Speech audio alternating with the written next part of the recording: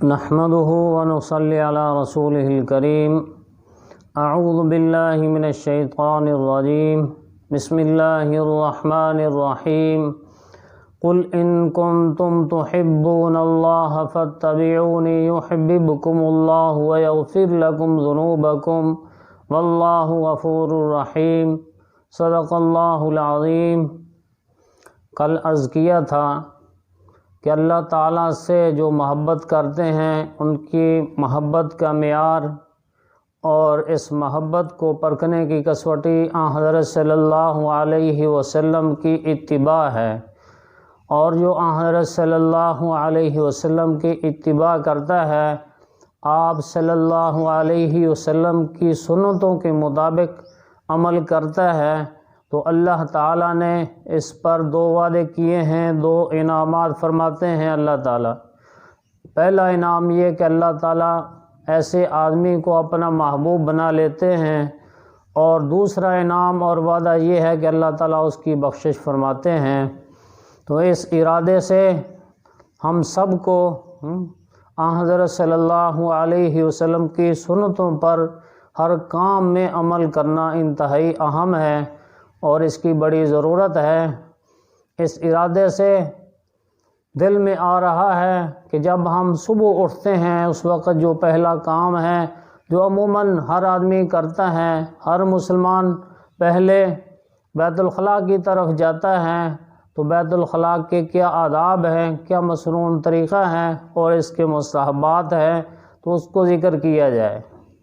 اس کو ذکر کرنے سے پہلے بطور تمہید کے یہ عرض کیا جاتا ہے کہ بعض لوگ کہتے ہیں کہ علماء اور مولوی ابھی تک طہارت کے مسائل میں پڑے ہوئے ہیں اور لوگ چاند تک پہنچ گئے ہیں۔ تو یہ کوئی نیا اعتراض نہیں ہے۔ بعض کافروں نے یہ اعتراض کیا تھا حضرت سلمان فارسی رضی اللہ تعالیٰ عنہ کے سامنے کہ تمہارے نبی تمہیں قضاء حاجت کے طریقے بھی بتلاتے ہیں، انہوں نے اس کو حقیر سمجھا، معمولی کام سمجھا۔ تو آگے سے حضرت سلمان فارسی رضی اللہ تعالیٰ عنہ نے فخری انداز میں جواب دیا، اجل ہاں ہمیں سکھاتے ہیں۔ آگے انہوں نے پھر اس کے آداب بھی بیان کیے کہ ہمیں یہ آداب آپ صلی اللہ علیہ وسلم نے سکھائے ہیں۔ ان کا مطلب یہ تھا کہ ہمارے نبی اور آپ کی تعلیمات یہ انتہائی جامع ہیں، اور اتنی جامع تعلیمات ہیں کہ اس میں ہمیں کسی اور کی احتیاجی کی ضرورت نہیں ہے۔ ہمارا مذہب اسلام کامل ہے، اس میں ہر چیز بتلا دی گئی ہے، ہر کام سکھلا دیا گیا ہے، تو یہ اسلام کی تعلیمات جامع ہیں۔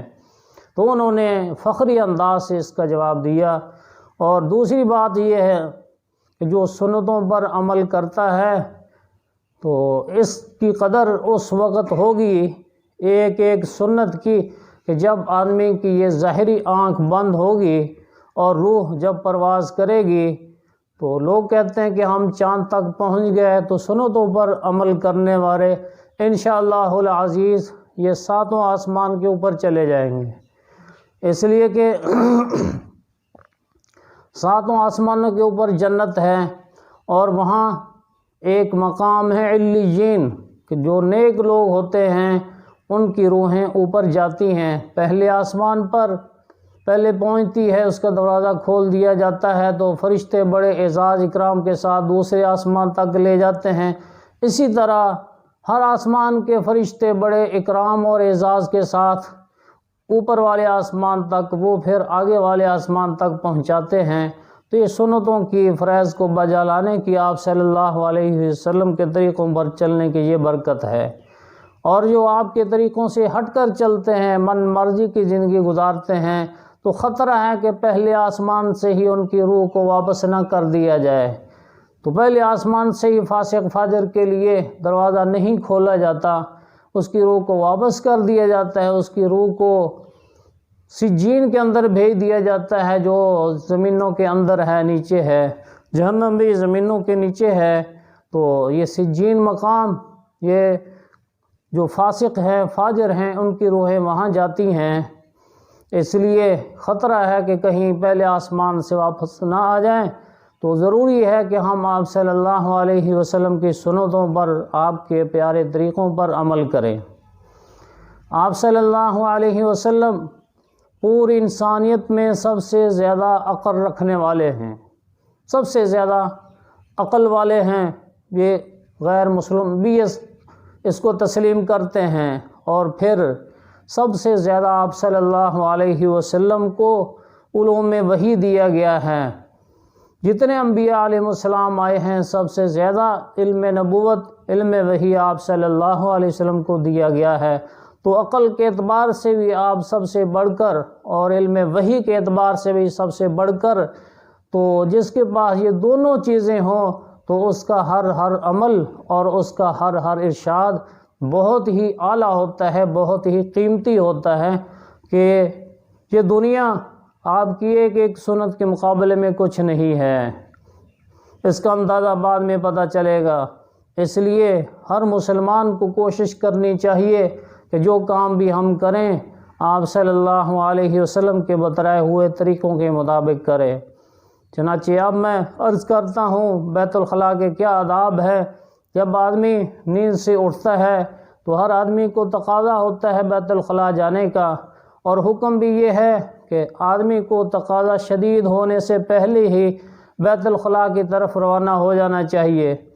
اگر تقاضا شدید ہو جائے تو اس میں نقصان ہوتا ہے، راستے میں بھی نقصان ہو سکتا ہے۔ تو تقاضا شدید ہونے سے پہلے آدمی بیت الخلاء کی طرف رخ کرے، بیت الخلاء کی طرف جائے،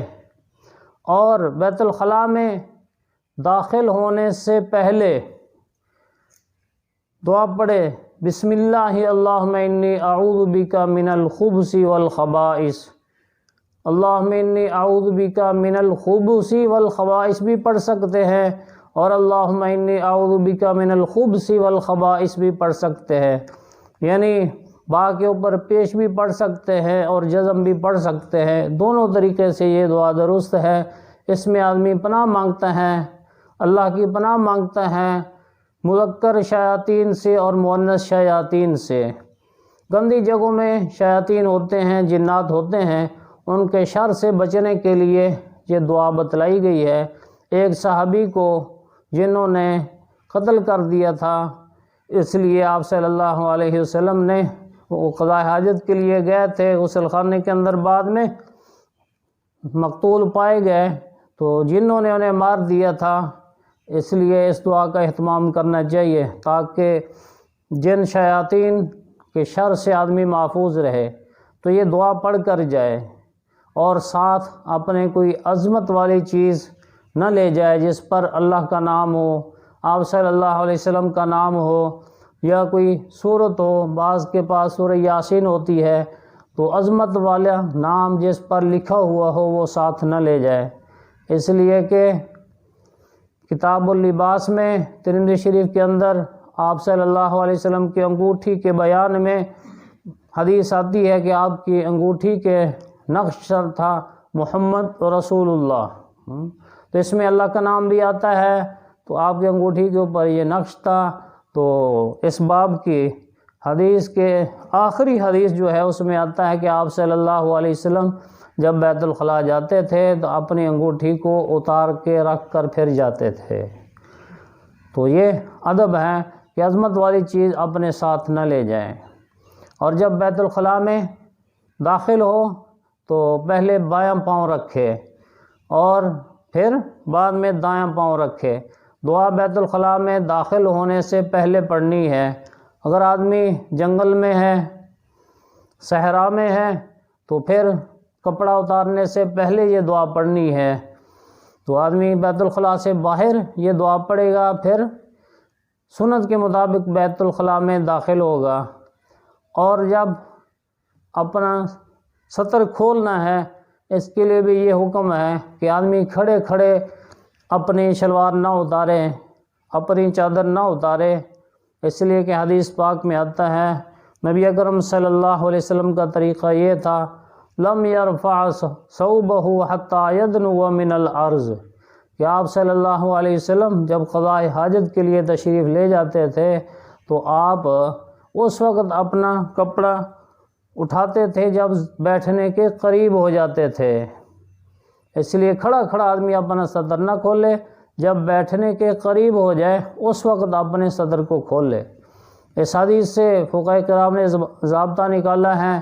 کہ جو چیز ممنوع ہو اور ضرورت کی وجہ سے اسے جائز قرار دیا گیا ہو تو اس کا جواز بقدر ضرورت ہوتا ہے۔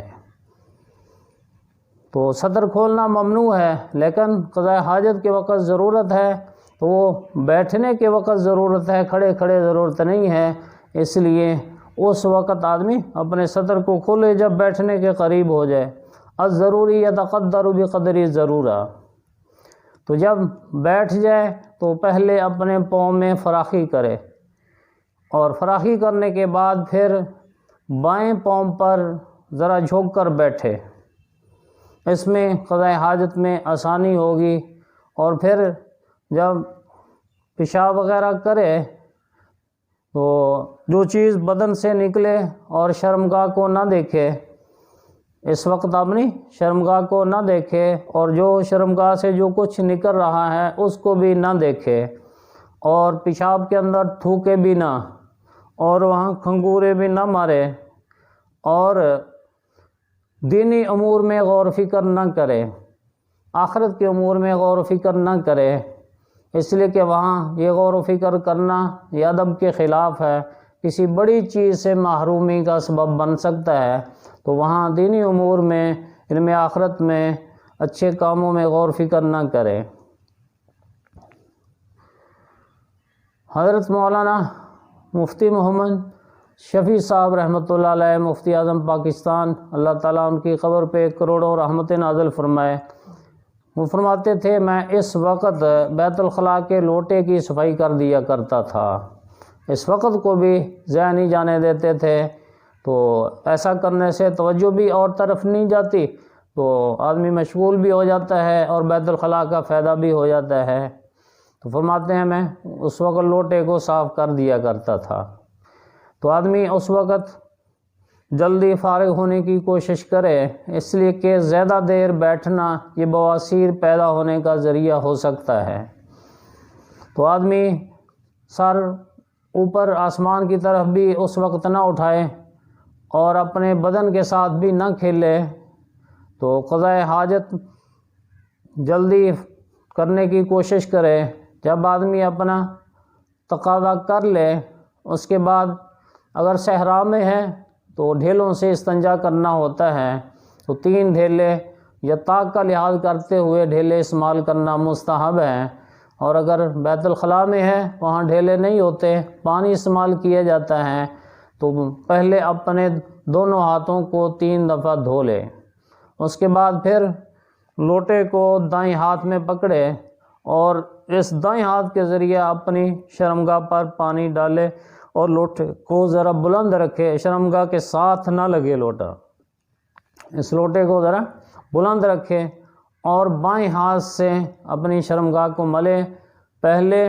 چھوٹے پیشاب کی جگہ کو دھوئے اور بعد میں بڑے پیشاب کی جگہ کو دھوئے، اور اچھے طریقے سے دھوئے۔ جب اچھے طریقے سے دھو لے اس کے بعد بہتر یہ ہے کہ آدمی کوئی چھوٹا تولیہ یا چھوٹا کپڑا ساتھ رکھے کہ اس پانی کو کسی کپڑے کے ذریعے خشک کر لے، یہ بہتر ہے۔ اگر کوئی کپڑا ساتھ نہ ہو تو پھر ہاتھ کے ذریعے ہی پانی صاف کرے تاکہ پانی کم ہو جائے اور پھر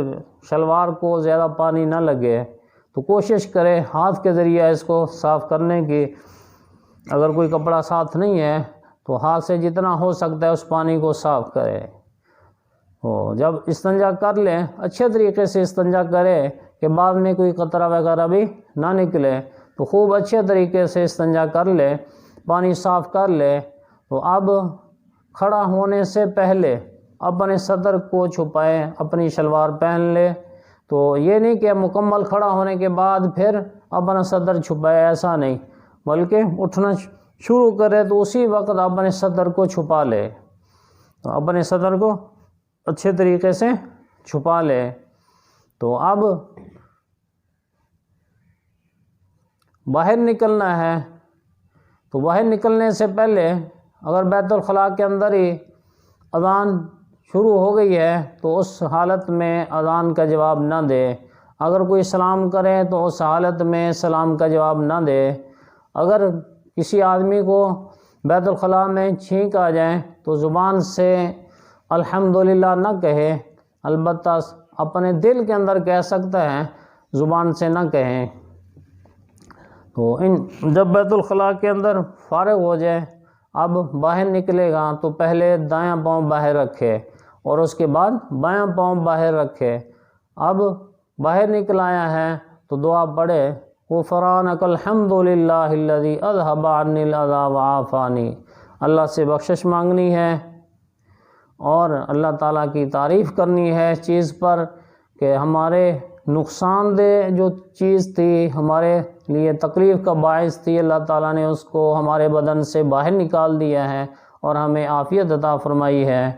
تو اللہ تعالیٰ کی اس پر تعریف کرنی ہے۔ غفرانک الحمد للہ الذی اذھب عنی الاذی وعافانی۔ اور بھی احادیث میں مختلف دعائیں اس موقع کی آئی ہیں، تو جو دعا بھی احادیث مبارکہ میں منقول ہے پڑھ لیا جائے اسے تو بہت اچھا ہے۔ تو بہرحال جو دعائیں بھی منقول ہیں ان میں سے کوئی نہ کوئی دعا پڑھے۔ اس کے بعد پھر اب باہر آ گیا ہے تو اپنے ہاتھ کو اچھے طریقے سے صاف کرنا ہے، خاص کر جس ہاتھ سے استنجا کیا ہے۔ حدیث پاک میں آتا ہے آپ مٹی پر یا دیوار پر اس اپنے ہاتھ کو پھیرا کرتے تھے، تو مٹی ہو، پاک جگہ پہ زمین پہ آدمی اپنے ہاتھ کو پھیر لے تو مٹی پر پھیرنے سے زیادہ فائدہ ہوتا ہے صابن سے بھی۔ صابن سے جلدی ہاتھ کی بدبو زائل نہیں ہوتی، اگر مٹی پر پھیریں گے تو پھر جلدی بدبو زائل ہو جاتی ہے۔ تو اگر کسی جگہ مٹی نہیں ہے، پکی جگہ ہے، تو پکی جگہ پر بھی آدمی ہاتھ